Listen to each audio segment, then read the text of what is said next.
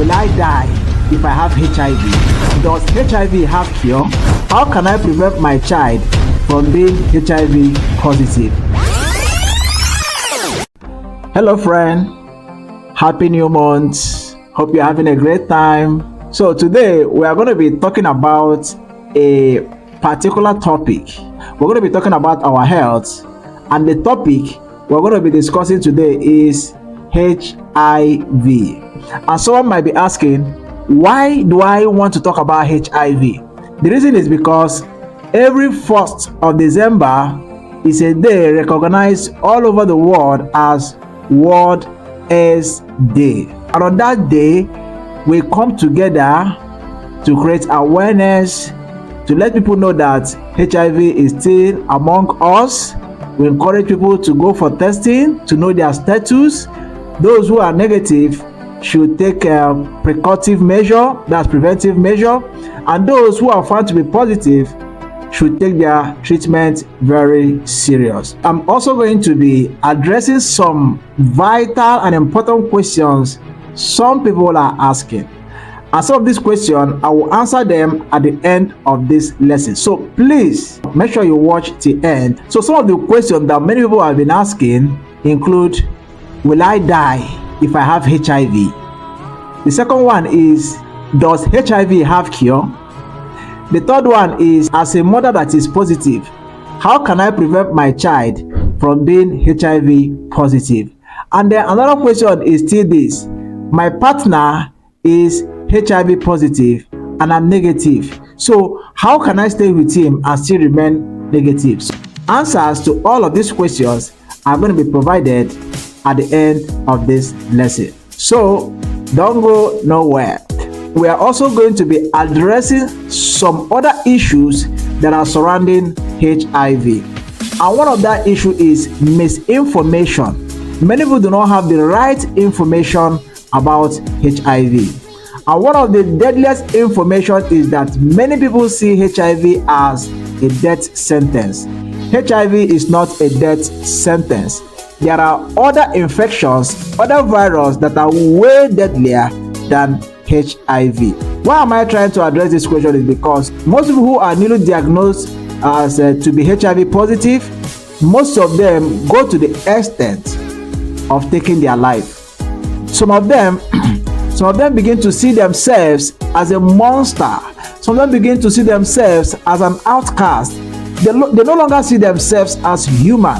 In this video, we are going to address some of this misinformation. So if you're ready, buckle up and then let's get started. So before I move further, I want to explain to you what HIV is. If this is your first time of hearing the word HIV, of which I know that so many people have been hearing about HIV, HIV simply means human immunodeficiency virus. This is a virus that attacks our immune system. I'm just going to explain it in a layman language. This virus attacks our immune system. And we know that our immune system is our body defense. It is the gate of our body that every infection, every foreign body that comes into our body must pass through our immune system. If our immune system is strong enough, it's going to bounce them back. But if it is weak enough, that means that foreign body is going to overpower our immune system and then take charge of our body and harm us. So that is exactly what HIV does. It fights the immune system. It brings the immune system that it makes sure that the immune system is very weak and not capable of defending our body. So that is what HIV does. And someone might be asking, how can this infection be transmitted? How can someone get this infection?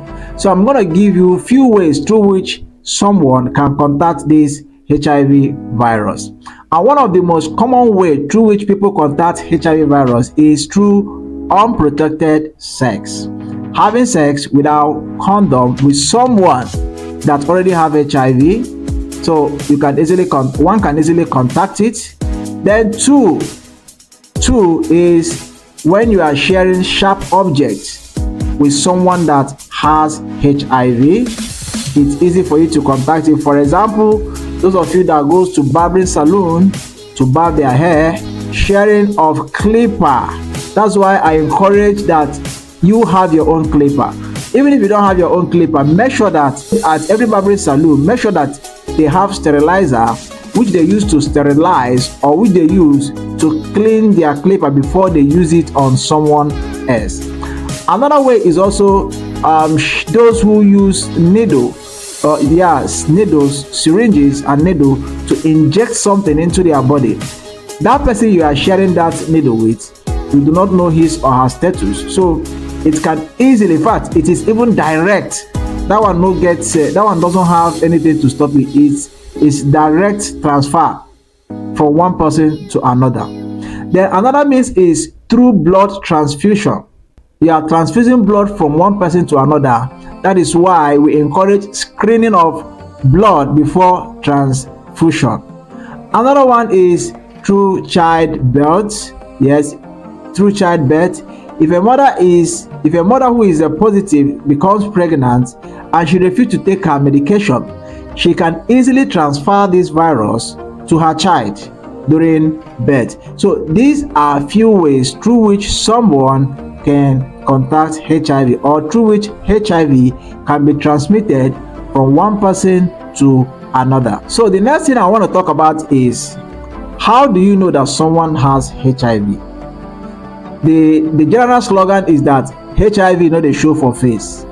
It is not written on the forehead that someone is having HIV. You cannot know. Even me here, if I'm HIV positive, there is no way you will know until you do what we call blood tests. We call it diagnosis. We call it rapid HIV tests. Okay, so until blood test proves it right, there is this one we call self-test kit. That self-test kit, it makes use of the saliva. Okay, you just insert it into your gum and then you collect some saliva and then you use it to test yourself. But that one is not as, you cannot use that result to conclude that one is HIV positive. You still have to do the blood test for retesting and confirmation. So there's no way you can just use that one and say, oh, this one is positive. You have to retest with the blood and also do confirmation. It's only through testing that you know that you will know that one is HIV positive. Another thing I want to look at is, what are the barriers? What is stopping people from being tested? What are the challenges that people face when it comes to testing and knowing their status? I know that a lot of people are scared. A lot of people are afraid of hearing that they are positive to HIV. That is why you see most of them, you ask them to go and test, they will say, God forbid, I am not positive, I don't have HIV. How do you know you don't have HIV? Because you are handsome, because you are beautiful. Is that why you think you don't have HIV? See, HIV can be anybody from any background can be infected with HIV, as long as you expose yourself to what will make that person to contact it. So it's not about how handsome you are, or how prominent you are, or how beautiful you are. Anybody from any level can be infected with HIV. So the only way you could know is when you test. Okay, so stop being scared of knowing your status. It's better for you to test and know your status and then commence treatment if you are positive. But if you are not positive, you also have the opportunity to take prevention therapy. So another challenge is why people don't go out for testing is because of stigmatization. People feel discriminated when they know they have HIV. Another reason why most people don't get access to testing is because of the discrimination. There are some set of people in this our country that we don't see them walk daytime freely. The only time you see them walk is at night when others are at home or when others are sleeping. These are people that we see as an outcast. We see them as a good for nothing. We see them as a disobedient children. We see them as people who break the laws. So these kind of people, they may not have access to health care. Probably some of them, when they are entering the hospital, you find out that the gate man will not even allow them to enter the hospital because of who they are, because of the kind of life they have chosen to live. So discrimination that leads to stigmatization is one of the reasons why most people don't have access to testing. I also want to let you know the importance of testing and knowing your status early. So another thing I want to address is this. It's a question. You might be asking, why is it you've been hearing of early detection is key, right? Why is it very important that I detect, or one is detected to be positive early? Why is it very important that you detect it very, very early? The reason is because when you detect it very early and start treatment, it's going to help to improve your life. Then two, it's going to reduce transmission. You will not be able to transmit it from one person to another. So now that we are done with diagnosis or testing, we are going to move to prevention. So what method should one take to prevent him or herself from contacting HIV? That's what we're going to be talking now. And one of the preventive methods is abstinence. Abstain from unprotected sex. That is one. And then two, if you cannot abstain, make sure to use condom. And then three, before you expose yourself, you can enroll for PrEP. PrEP simply means pre-exposure prophylaxis. It provides a long-term protection.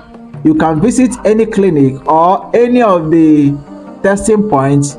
You can tell them after testing, if you are negative, you can opt in for PrEP, which will help to protect you or reduce your chances of contacting HIV virus. Another one is PEP. PEP simply means post-exposure prophylaxis. Now the difference between PrEP and PEP is because PrEP, before you expose yourself to anything that can that stand the chance of making that person to contact HIV, yes, anything before you expose yourself, that's when you take PrEP. But PEP is after you must have exposed yourself and you are suspecting that this exposure you made might lead to HIV. So you need to take that PEP within 72 hours, meaning within 3 days, to help to reduce your chances of contacting HIV virus. So another one is regular testing. That's why we encourage regular testing. It will help you to know your status. And then finally, we encourage safe practices. Okay, if you know the things that you're supposed to do it in a safe manner. And then the last but not the least is treatment. How do you treat HIV? So HIV is treated by a class of drugs named ARV. The meaning of ARV is antiretroviral. Okay, so treatment of HIV can be done with the use of ARV. Sometimes one particular drugs cannot be able to take care of HIV. Then we have to combine one or two more drugs to strengthen the efficiency of that drugs. And then the combination of ARV is known as ART. So these are drugs that can be used to treat HIV. So if you are asking, what does ARV does? What's the work of ARV? ARV suppresses the virus to enable people living with HIV to live long and healthy lives. It suppresses the virus. And then the second thing ARV does is it also prevents transmission and also maintain undetectable. So now let's look at undetectable. What is the meaning of undetectable? Undetectable is referring to that period when HIV virus is not detected in your blood. And how can you achieve undetectable? The only way you can achieve undetectable is when you take your medications religiously. Take it as prescribed by the physician. Okay, that is the only way you can achieve this undetectable. Now there is this ongoing campaign that says you equals to you. This simply means undetectable equals to untransmittable. Now let me further break it down. It means when HIV virus is not detected in your blood, it simply means HIV cannot be transmitted from your blood. So that is why it's very, very important. Early detection is key. Once you detect early that yes, there is HIV in my blood, then start taking your medication so that it's not going to affect other parts of your body, so that your health will be improved and it cannot be transmitted to other people. So now that we are done with this, I want to now pay attention to some of the questions that we have asked earlier. I'm going to attend to them one after the other. And one of the questions says, will I die if I have HIV? Now the simple answer is no. You will not die because you have HIV, but it may happen if you have refused to take your medication seriously, if you have refused to treat yourself, if you have refused to take your medication. And one of the reasons I've mentioned that early, why most people fail in this part, is that most of them don't believe that HIV can affect them. They think because they are handsome, because they are beautiful, and because they are rich, that HIV is not for them. No, HIV does not know whether you are rich, whether you are handsome, or whether you are poor. As long as you expose yourself, you are liable to be HIV positive. And the only way you can know is through blood tests. That is the only way. So most people, I see them when they're having symptoms of HIV, such as headache, fever, diarrhea, coughs, and all of that, they don't go for tests and they will just be going to chemist and pharmacy and be buying drugs. Instead of them to go and treat the real cause of those symptoms, they are busy treating symptoms. So that is why it is very, very important every 3 months, at least every 3 months, make sure you go for HIV test. Know your status. It's very, very important. Okay, so now let's go to the second question. The second question says that, does HIV has cure? The answer is, at the moment, HIV does not have cure, but there are drugs to manage HIV that will help you to live a healthy life, to live long and stay strong. As at the time of making this video, HIV has no cure. Then the third question is, a mother is asking, how can I prevent my child from contacting HIV during birth? Now, during antenatal, as a mother, as a pregnant mother, you've been diagnosed and you are on drugs. The best thing you can do for that child is to make sure that you adhere to your regimen or to your drug. When I talk about adhere, that you take your medicine regularly as prescribed by your physician. And when you do that, even before birth and as soon as you give birth, make sure you do the necessary thing or the safe practices that is required of you. Because once you give birth to that child, there are drugs that they give to that child within 72 hours or 48 hours or so. So make sure you do all of that. And when you do that, that child stands a higher percent of coming out negative. Then the last one is this. Someone is asking, my partner is HIV positive and I'm negative. So how can we stay together and I will remain negative? Now the answer to this question is this. If your partner is positive, make sure that your partner is taking his or her medication the right way and the right amount. Okay? And then you that is negative, there is what we call PrEP. PrEP is pre-exposure. It protects, it provides a long-term protection from HIV. You can elicit for that. Okay, you can visit a clinician, a hospital, explain to them, they are going to place you on PrEP. So that PrEP will protect you, and also your partner will have suppressed viral load, which can even lead to undetectable. Just like I said earlier, you is equals to you.